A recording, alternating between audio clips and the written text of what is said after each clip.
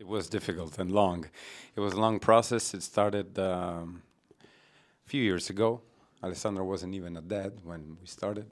Hand him the script, and then everything started to. The producers were able to put the pieces together, and then Nadia joined, and John, luckily, very happy about how everything built up. And in terms of production, on the ground, it was fun. It was a lot of fun. The train was in Tuscany, and we actually encountered it by chance, and we decided to adapt the script to that setup. That's kind of the way we work in general. I can add that, I think we improved a little bit because it took us 7 years to make the previous film and only 3 this one, so I think. Yeah. We plan everything before, and then when we go on set, we don't do anything about what we don't do what we discuss at all. We worked a lot with every actor, and they helped us shape the characters, the language of each character, and we rewrote many parts of the script with them. So, well, I really enjoyed it actually, having a triangle to discuss things. If you offer a counterpoint idea to one person, it can end up feeling like a debate or something. But with 3 people, you're just trying to find a common truth. And we worked a lot on like the way Bill spoke, and all 3 of us realized that we love the movie The Treasure of the Sierra Madre, which has Walter Houston in it, and we kind of tapped into this idea that Bill should be just like Walter Houston, basically, at least the way he speaks and his kind of folksiness and that kind of the charm that Walter Houston has. We try to infuse Buffalo Bill with that, with their encouragement. Yeah. They're crazy. And so I really enjoyed that process, and it was so funny. We had a lot of fun, I have to say, because my idea, everybody was moved by a lot of passion for cinema, for the idea of a specific kind of cinema, and it was so good, really, really. John, you mentioned Walter Houston there. And the thing I always think about with westerns of all kinds, contemporary westerns, is that because it's a genre we all know so much about, and we've seen so many films. How, as actors, do you make sure that you're doing something fresh, that it's not cliched, or that you're not overdo it? Because it's a genre that is so mimicked in so many ways, but this feels so fresh. So how do you manage to do something new? Yeah, well, it's not my first time doing a Western where we were trying to subvert the cliches or the nostalgia of the American Western. I made this movie, The Sisters Brothers, years ago, where we tried to do a similar thing where we almost weren't thinking we're doing a Western when we were making it. And this was the same case with this movie.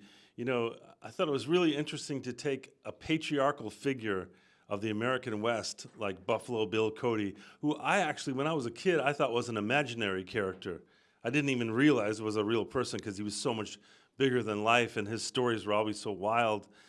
So the idea of taking such a patriarchal character from the American West and using that character to tell a story of a woman's emancipation and liberation was really subversive and wonderful, and that also kept us from falling into the typical kind of chauvinist ideas that are common in a lot of Westerns. And another thing I thought a lot about is, as actors, what kind of things did you have to, maybe because you did The Sisters Brothers, so you kind of have this experience, but as actors, are there things that you had to learn? Like, could you already ride horses?